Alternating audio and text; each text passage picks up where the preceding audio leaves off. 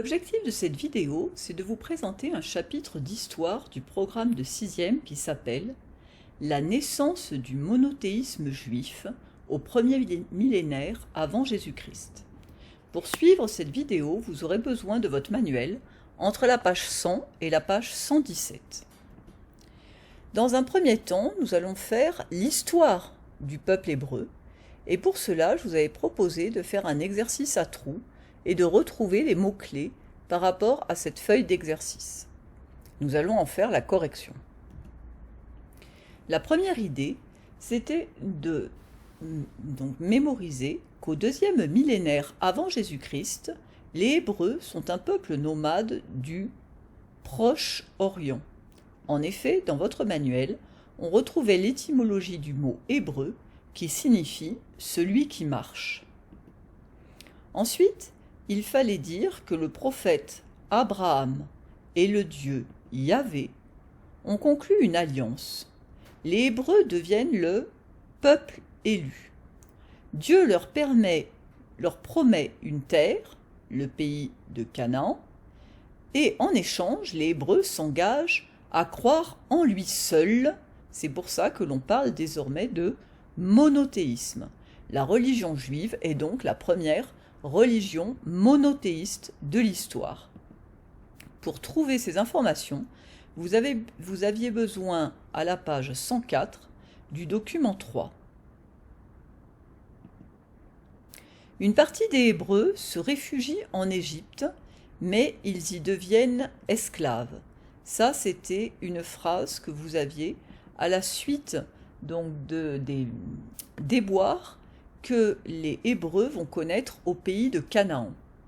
Mais ce qui est plus intéressant encore, c'est une fois que les Hébreux, donc menés par Moïse, vont prendre la décision de quitter l'Égypte pour retourner dans leur terre, c'est-à-dire le pays de Canaan. Pour faire ce trajet, ils vont devoir traverser la mer Rouge et aller vers le mont Sinaï. Sur ce mont, Moïse va recevoir les 10 commandements, c'est-à-dire les tables de la loi. Pour trouver ces informations, vous aviez besoin du document 1, page 108.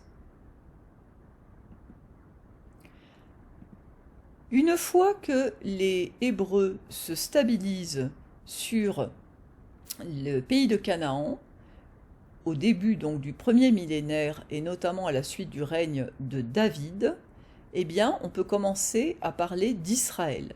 Effectivement, ce roi David va unifier les 12 tribus d'Israël.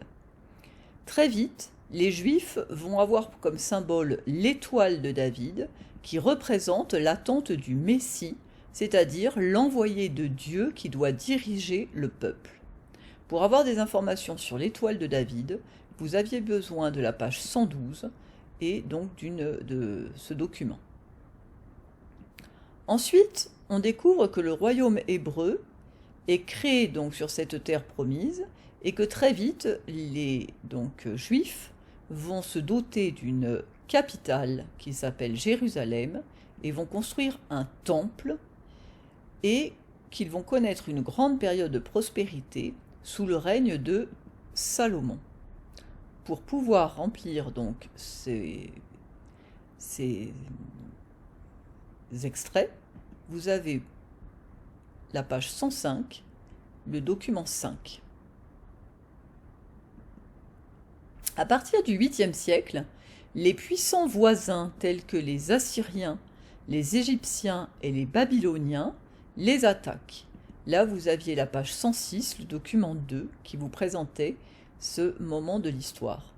À force d'être attaqués, ils vont devoir répliquer par les armes, mais aussi répliquer, comme va le souhaiter le roi Josias, grâce à la mise en place d'un véritable texte, qui deviendra la Bible, qui leur permettra d'unifier donc leur pratique et de mettre véritablement en place leur identité, à la fois dans la description de leur histoire et dans des précisions concernant leurs croyances. Malheureusement, donc, ce peuple est à nouveau attaqué. Ils vont être déportés à Babylone, comme on le voyait à la page 107 au document 4. Et on découvre que les Juifs vont être à nouveau attaqués, notamment donc par les Romains, et ces attaques vont provoquer la destruction du temple de Jérusalem en 70 après Jésus-Christ, et ça on le découvrait grâce à la page 107. À la suite de la destruction pour la deuxième fois du temple de Jérusalem, les Juifs vont devoir s'éparpiller, se disperser tout autour de la mer Méditerranée. C'est ce qu'on appelle la diaspora, et ça c'était visible grâce à la carte de la page 103.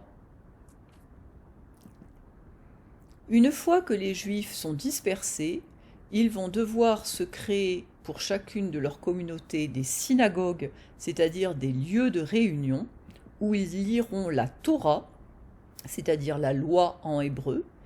La lecture de cette Torah est dirigée par les rabbins. Pour avoir des informations donc sur ces nouveaux lieux de culte, vous aviez besoin de la page 108.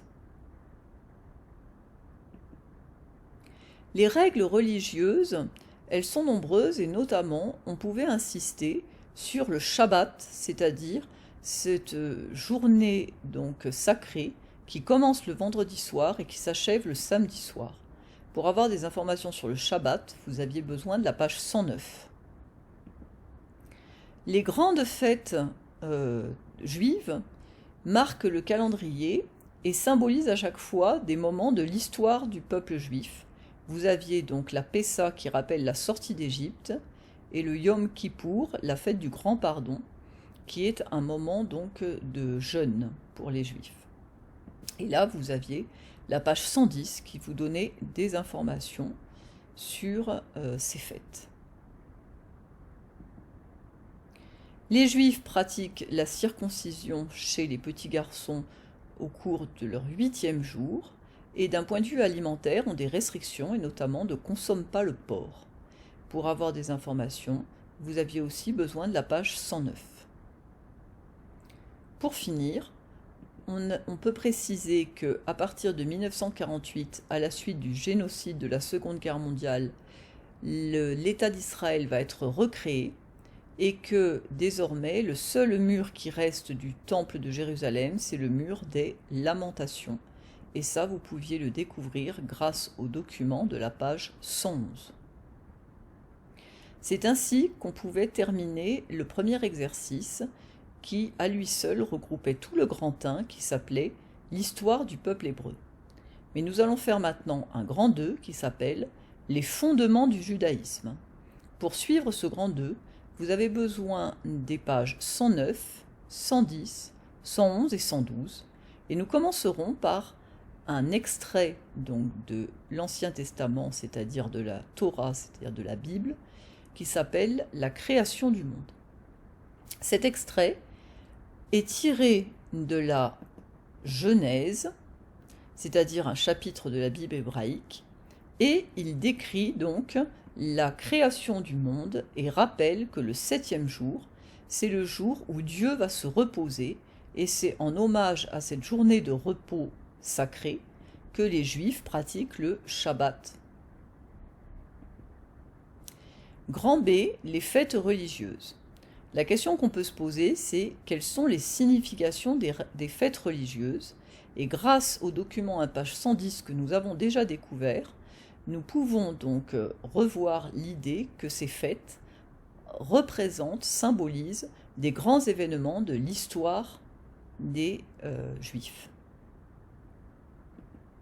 En grand C, donc, on peut rappeler que les règles qui unissent donc, sont des règles qui sont reprises par la Torah, parce que la Torah, c'est un véritable texte de loi, et que vous avez à la fois des règles concernant des interdits alimentaires, mais aussi des règles de comportement, qui, évidemment, sont regroupées aussi dans les 10 commandements.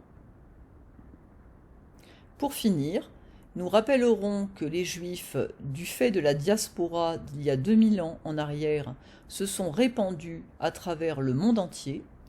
Actuellement, on en compte à peu près 14 millions, dont 44% en Israël, mais aussi aux États-Unis et dans les autres pays du monde, et notamment dans les pays européens, comme la France. Je vous remercie pour votre attention.